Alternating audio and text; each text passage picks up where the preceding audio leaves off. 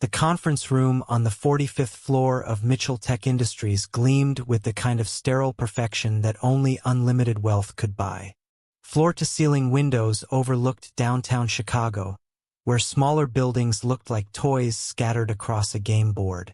Inside, the air conditioning hummed at exactly 72 degrees, and not a single fingerprint marred the polished mahogany table. Isabella Mitchell stood at the head of that table, her Armani suit pressed to perfection, her presentation flawless. At 34, she had built an empire from her father's modest software company, transforming it into a tech giant worth $3 billion. She was featured in Forbes, interviewed on CNBC, and feared by everyone who worked for her. "The numbers don't lie, gentlemen," Isabella said, her voice cutting through the room like a blade. "Department heads who can't meet quarterly targets have no place at this table. No place in this company." James Morrison sat at the far end, his worn briefcase resting against his chair leg. At 42, he looked older, worry lines etched deep around his eyes. His suit was clean but dated, the cuffs slightly frayed. He'd been with the company for 15 years, long before Isabella had taken over, back when her father ran things with handshakes and holiday bonuses. "Ms. Mitchell," James began, his voice steady despite the tremor in his hands. "The education software division has always been about long-term investment. We're developing programs for underfunded schools, adaptive learning tools for children with disabilities. These projects take time to..." "Time!" Isabella's laugh was sharp enough to draw blood. "Time is money, Morrison, and you've wasted plenty of both. Your division is bleeding resources while producing minimal returns." "We're changing lives," James said quietly. "Last month alone, our literacy program helped 2,000 kids in rural areas. I don't pay you to run a charity." Isabella walked toward him, her heels clicking against the marble floor like a countdown. "I pay you to generate profit, something you've consistently failed to do." The other executives shifted uncomfortably in their seats. Everyone knew James was a good man, devoted to his work, raising his teenage son alone after his wife's death from cancer 3 years ago. But in Isabella's world, goodness didn't appear on balance sheets. "Ms. Mitchell, if you just look at the 5-year projections."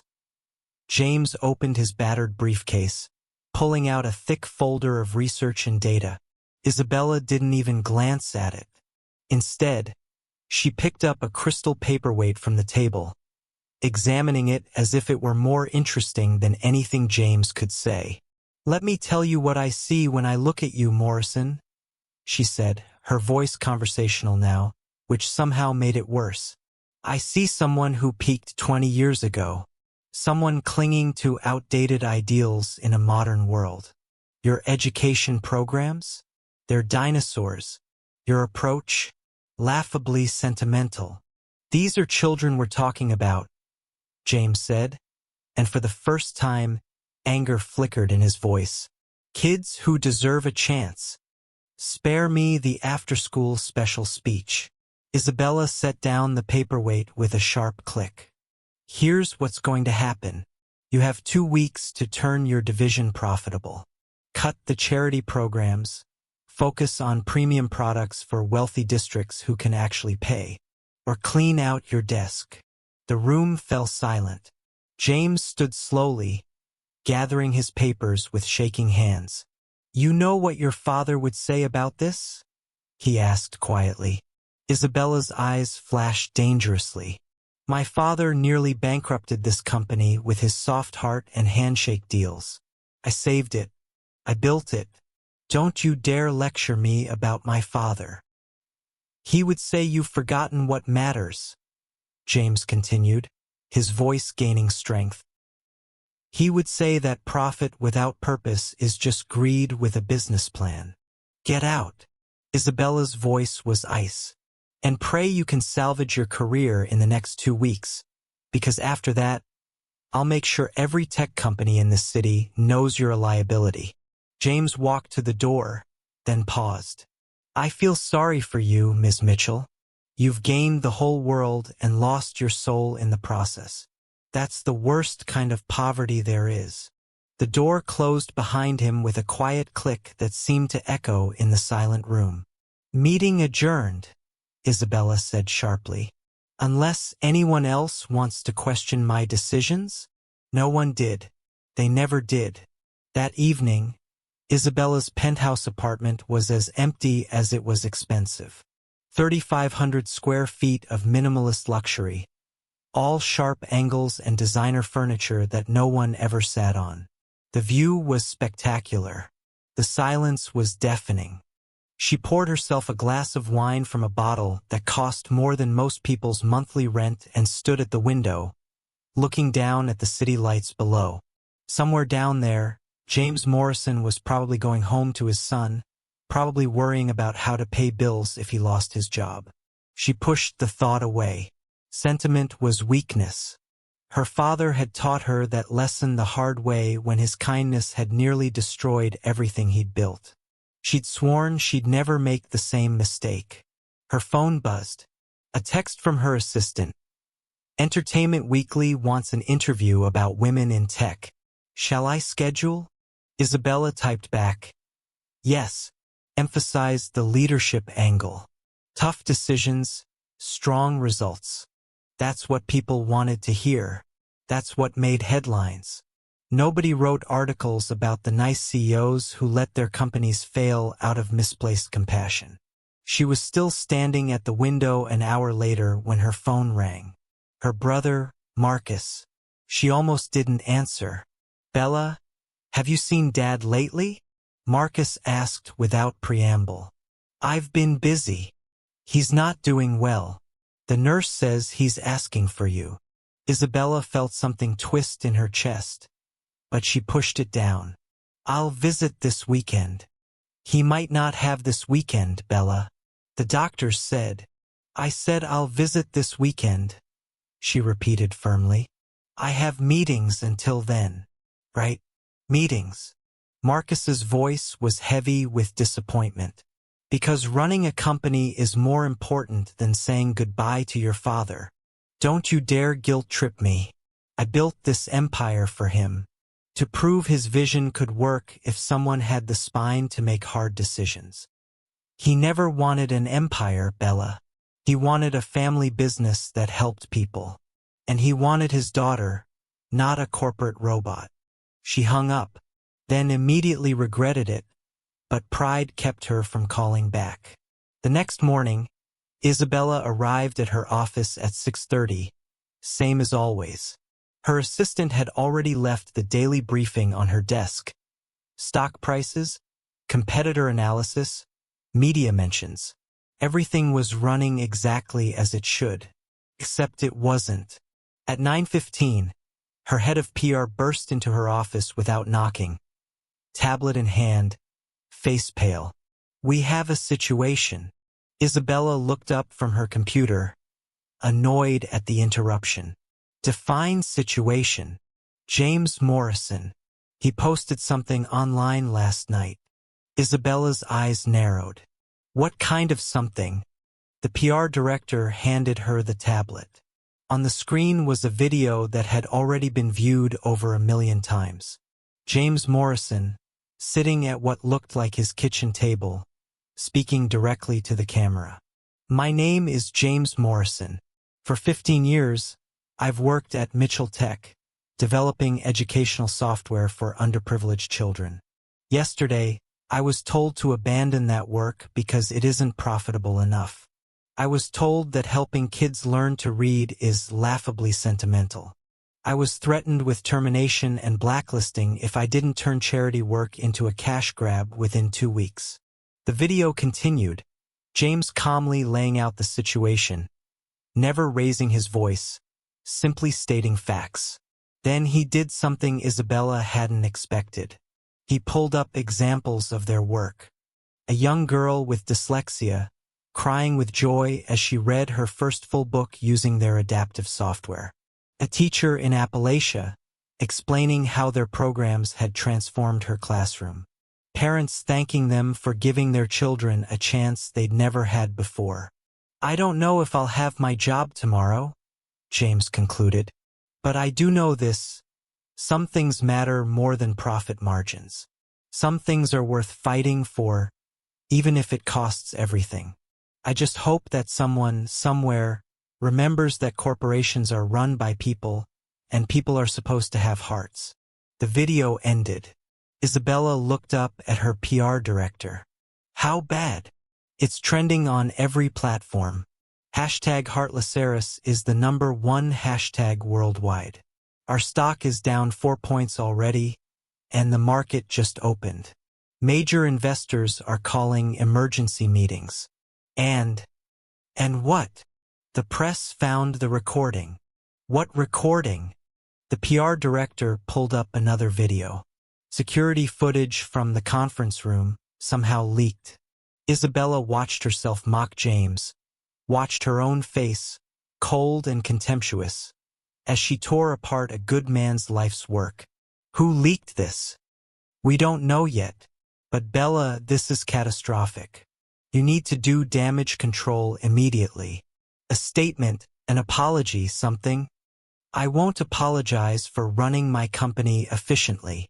You called helping disabled children learn laughably sentimental. On camera. The board is convening in an hour." Isabella felt the walls closing in. This wasn't supposed to happen. She'd made the right business decision. She always made the right business decision. "Schedule a press conference for this afternoon," she said, her mind already racing through strategies. "I'll handle this." But even as she said it, she wondered if some things couldn't be handled, couldn't be managed, couldn't be spun into positive publicity. The board meeting was a bloodbath. "Your personal approval rating has dropped 62 points in 12 hours, the head of the board announced. "Major clients are threatening to pull contracts. The education sector, which represents 18% of our revenue, is in open revolt. Schools are canceling orders." "This will blow over," Isabella insisted. "These social media storms always do." "Not this one." Another board member slid a thick folder across the table. "These are resignation letters from 7 department heads. They're citing irreconcilable differences in company values. Translation: they don't want to work for you anymore." Isabella felt genuine fear for the first time. They're under contract. Contracts have buyout clauses. They're willing to pay them. "This is exactly what happens when you let emotions drive business decisions," Isabella said, fighting to keep her voice steady. "People are overreacting to you destroying a good man's career because he cared more about children than profit?" The board chair's voice was sharp. "Isabella, we've supported your aggressive strategies because they've generated returns. But this? You've crossed a line. You've made this company look heartless. And in today's market, that's a death sentence. I'll fix this." "How? With what?" "Every statement you've made has made it worse. The press conference this afternoon? We're recommending you cancel it." "I won't hide. Then you'll fall. And you'll take this company down with you." The board chair stood. "We're giving you 72 hours to turn this around. Demonstrate genuine change, not just damage control. Or we'll have no choice but to remove you as CEO." Isabella walked out of that meeting feeling something she hadn't felt since she was a child. Powerless. The press conference was supposed to be controlled. 15 minutes of prepared statements, a few carefully selected questions, and out. Instead, it became an ambush. "Ms. Mitchell, do you stand by your statement that helping disabled children is laughably sentimental?" "That's taken out of context. The context is a video of you saying exactly that. Do you believe education should only be available to those who can pay premium prices?" "Of course not. Mitchell Tech has always valued." "Valued what?" "According to internal sources, You've cut funding to every education initiative that doesn't generate immediate profit. Is that true? Isabella felt sweat beading on her forehead under the camera lights. Every answer she gave sounded like an excuse. Every explanation came across as defensive. Ms. Mitchell, James Morrison's son, released a statement this morning. He's 16 years old, and he wrote that your company's software helped him cope with his learning disability after his mother died. He said your programs literally saved his life by giving him hope. Do you have a response? For the first time in years, Isabella felt her carefully constructed armor crack. A 16-year-old boy, dealing with the loss of his mother, helped by the very programs she'd ordered shut down. The boy whose father she'd threatened and humiliated. I didn't know about that specific case, she managed. So you make decisions about programs without knowing the lives they impact? A reporter pressed. It was a trap, and she'd walked right into it. Any answer would sound wrong. This press conference is over, her PR director announced, practically pulling Isabella off stage. Back in her office, Isabella watched the coverage spiral out of control. The hashtag had evolved. Hashtag Heartlessaris was now hashtag GiveJames, his job back. Celebrities were tweeting about it. Politicians were calling for investigations into corporate ethics. And through it all, James Morrison said nothing more. He didn't need to. His quiet dignity in that original video was more damning than any accusation could be. Isabella's phone rang. Her assistant. Your father's nurse called. He saw the news. He wants to talk to you. He says it's urgent. Isabella almost said she was too busy. Then she remembered Marcus's words. He might not have this weekend. Tell her I'm on my way. Her father's hospice room was small, warm, and filled with flowers sent by former employees who remembered when Mitchell Tech was about more than quarterly profits. Gerald Mitchell looked small in the hospital bed, his once strong frame diminished by cancer, but his eyes were still sharp. Bella, he said, his voice weak but clear. Come sit. She did, and for the first time in months she really looked at him. At the father who'd taught her to code when she was 6, who'd brought her to the office on weekends and showed her how computers could change lives, who'd believed that business could be a force for good. I saw the news, he said. Dad, I can explain. No. He raised a hand. Let me talk. I don't have much time, and I need you to hear this. He took a labored breath. When your mother died, I threw myself into work, built the company as a way to cope with grief. But I never forgot why I started it. Not to get rich, to help people, to make the world a little bit better. You nearly went bankrupt with that philosophy, Isabella said, but there was less bite in her voice than usual. And you saved the company. I know. I'm proud of what you built, Bella. Truly. He reached for her hand. But I'm not proud of who you became while building it. The words hurt more than she expected. I became strong. I became successful. You became cruel. His eyes held hers. You became the kind of person who mocks a man for caring about children. The kind of person who threatens to destroy careers because someone disagrees with you. That's not strength, sweetheart. That's fear dressed up in expensive suits. Fear of what? Of being like me. Of being soft, vulnerable, human. He squeezed her hand. But Bella, those weren't my weaknesses. They were my strengths.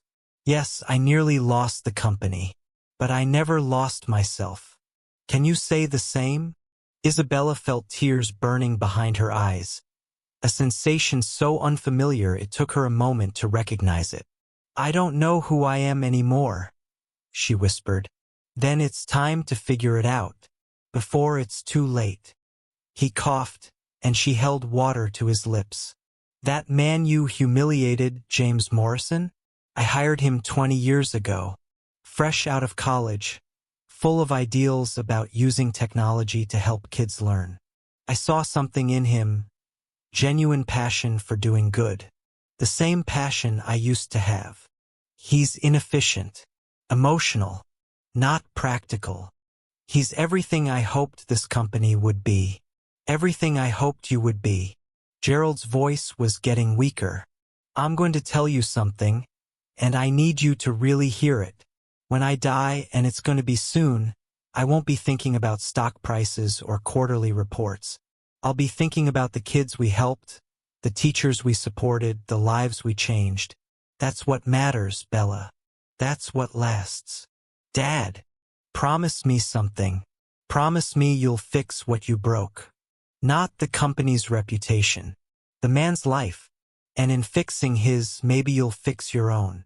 Isabella sat there for a long time, holding her dying father's hand, feeling the armor she'd built around her heart finally beginning to crack. The next 72 hours were the longest of Isabella's life.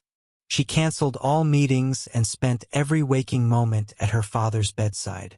Marcus came too, and they sat together in shifts, just being there, being family again.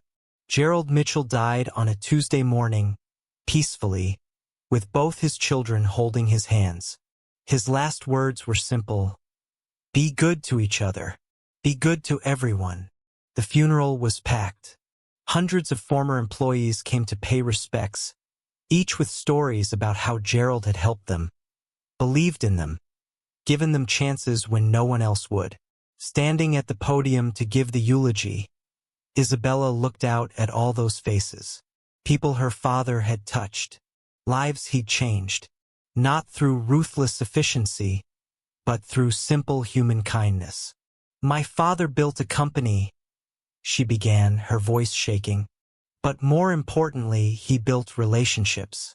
He built trust. He built hope. And in my ambition to make his company succeed, I forgot what made it worth building in the first place. She paused, gathering courage for what came next. I owe someone an apology. Profound public apology. James Morrison, if you're here, I need you to know that you were right. About everything.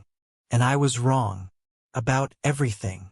She saw him then, in the back row with his son. He looked surprised but didn't leave. I mocked your compassion. I threatened your career. I called your life's work sentimental and worthless. But you were doing exactly what my father always wanted this company to do. Changing lives, helping kids, making the world better. Tears were streaming down her face now, and she didn't care. I have a lot to learn about being human again. And if you'll give me the chance, I'd like to start by learning from you. The funeral ended, but Isabella stayed, talking to everyone who'd come, listening to stories about her father, remembering who he was, who she used to be before ambition turned into arrogance. James Morrison approached as the crowd thinned. I'm sorry for your loss, he said simply. Your father was a good man. He was. And he was right about you. Isabella took a deep breath. I want to reinstate your funding. Double it. And I want to expand the education programs, not cut them. I want to do what my father would have wanted. James studied her carefully. Is this genuine? Or damage control? Honestly, I don't know yet. I want it to be genuine. I think it is. But I've spent so long being someone else that I'm not sure I remember how to be real. She met his eyes. Teach me. That's a big ask. I know. I humiliated you, threatened you. I'd understand if you told me to go to hell. James was quiet for a long moment. Then, my son watched your press conference, the one where you fell apart. He told me afterward that you looked sad. Not mean. He said maybe you needed help, not hate. Your son sounds wise beyond his years. He's been through things that forced him to grow up fast. Losing his mother taught him that being hurt doesn't mean you have to hurt others. James glanced back at his son, who was waiting by the door. He also said we should give you a second chance, because that's what his mom would have done. Isabella felt something break inside her. and for the first time in years, she let herself cry. Really cry. Not elegant tears for the cameras, but ugly, gut-wrenching sobs for everything she'd lost. Her father, her humanity, her way. James awkwardly handed her a tissue. "I'll make you a deal. Come to the community center where we field test our programs. See what we do. Meet the kids we help. If after that you still think it's a waste of resources, we'll talk. But if you see what I see, then what? Then maybe you'll understand why some things matter more than money." The community center was in a rough neighborhood on the south side, the kind of place Isabella normally drove past without a second glance. Inside, it was humble but clean, filled with donated computers running their educational software. "Ms. Mitchell," a young girl ran up, pigtails bouncing. "Are you the boss lady?" Yes, I guess I am. Mr. Morrison says you're going to make more games that help us read." Isabella knelt down to the girl's level. "What's your name?" "Sophia. I have dyslexia. I get letters mixed up. But your games help me see them right. Show me." For the next 3 hours, Isabella sat with kids ranging from 6 to 16. Kids with learning disabilities, kids from poverty, kids whose schools couldn't afford proper programs. She watched them light up as the software adapted to their needs, celebrated when they solved problems, encouraged when they struggled. One teenage boy, quiet and serious, finally spoke to her. "You're the lady from the video," he said. "The one who said this was a waste." "I did say that, and I was wrong." "Why'd you say it then?" Because I forgot that numbers on a spreadsheet represent real people. People like you." "I'm sorry." The boy considered this. "My dad says everyone deserves a second chance to be better. You seem like you're trying. That's something." After the kids left, James made coffee in the center's tiny kitchen. Isabella sat on a worn couch, emotionally exhausted. "Thank you," she said quietly, "for today. For giving me a chance I don't deserve. My wife used to say that grace isn't about deserving. It's about what we need to become better." James handed her a mug. "You needed to see this, to remember why it matters." "I remember now, or I'm starting to." Isabella wrapped her hands around the warm mug. "James, I want to make this right, really right. Not just PR, not just reputation management. I want to rebuild what my father built. A company that makes money, yes, but that also makes a difference. That's going to take more than a few feel-good visits to community centers." "I know. That's why I want you to help me. Be my partner in this. Cosio. Equal power, equal voice. You keep me accountable. Remind me what matters. And we build something that would make my father proud." James nearly dropped his coffee. "You're serious." "Completely. You understand the mission. I understand the business. Together, maybe we can do what neither of us could do alone. Succeed without losing our souls." "The board will never agree to that." "Then I'll fight the board.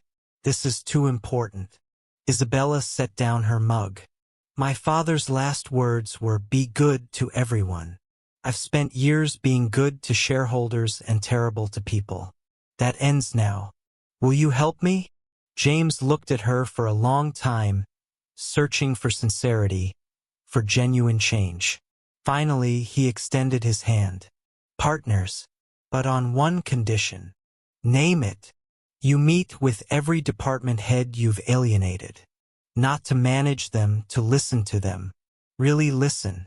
Understand what they do and why it matters. Can you do that?" Isabella shook his hand firmly. "Yes. And James? Thank you.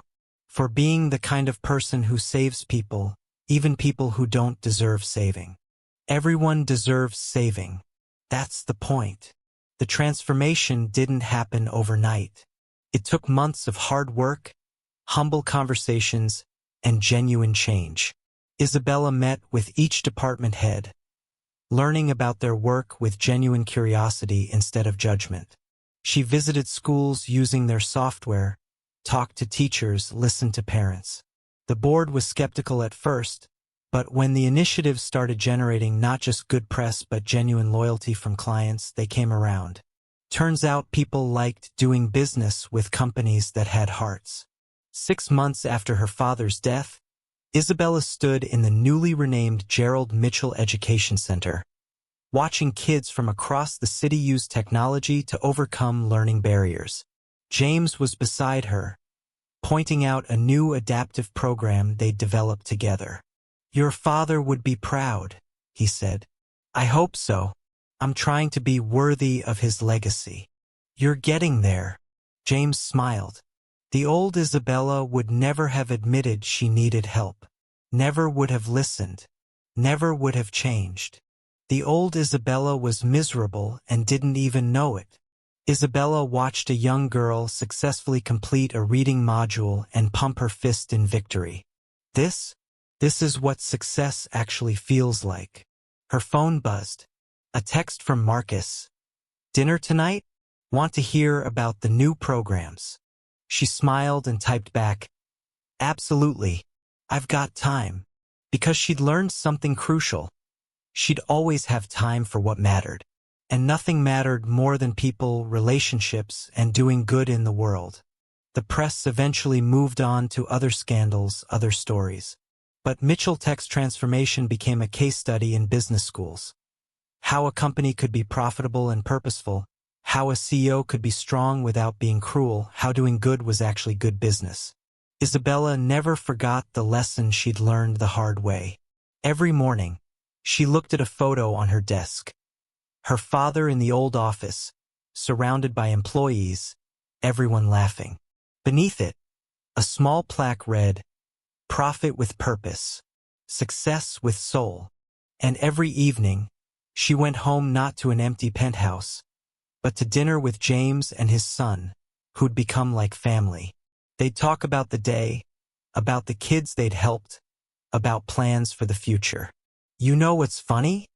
Isabella said one evening, laughing at something James's son had said. "A year ago, I thought I had everything. Now I realize I had nothing. And now that I've given away control, shared power, and focused on helping others, I have everything that actually matters." "That's called redemption," James said quietly. "And it looks good on you." Isabella raised her glass of wine, not the $1,000 bottle from her old life, but a modest vintage shared with friends. "To second chances," she proposed. "To people who are brave enough to take them," James added. "To my dad," Isabella finished, her voice catching. "For knowing that the best inheritance isn't money. It's showing people how to be good." They clinked glasses, and in that simple gesture was everything that mattered. Friendship, purpose, and the profound realization that true success isn't measured in dollars or power, but in lives changed and hearts opened. Isabella Mitchell had fallen from her pedestal of pride and arrogance. But in that fall, she discovered something infinitely more valuable than all the money in the world. She'd discovered her humanity, and that was the greatest profit of all. Sometimes we have to lose everything to find what really matters. And sometimes the people we hurt the most become the teachers we need the most. Grace isn't about deserving. It's about becoming worthy of the second chances we're given.